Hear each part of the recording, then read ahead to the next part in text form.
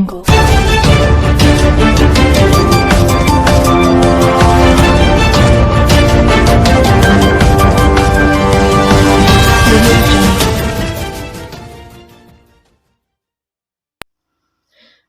वालेकुम। Asia 41 news के साथ मैं हूं आपकी मेजबान मुतरवा यूसुफ।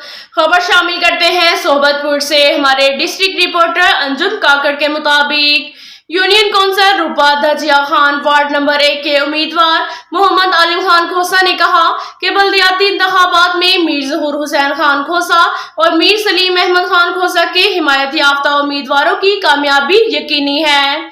इस मौका पर उन्होंने यूनियन काउंसिलर रूपा समेत जिला भर की आवाम से अपील की कि सोहबतपुर की तरक्की के सिलसिले को बरकरार रखने की खातिर मीर सलीम खान खोसा पैनल के उम्मीदवारों को ही कामयाब कराएं। मीर सलीम खान खोसा पैनल की कामयाबी हकीकी मायनों में सोहबतपुर की गरीब आवाम की कामयाबी है। इस मौका पर उनका कहना था कि बल्दियाती इंतखाबात में सोच समझ कर अपने वोट का इस्तेमाल करें। बल्दियाती निजाम की फालियत से ही गरीब आवाम की कामयाबी है।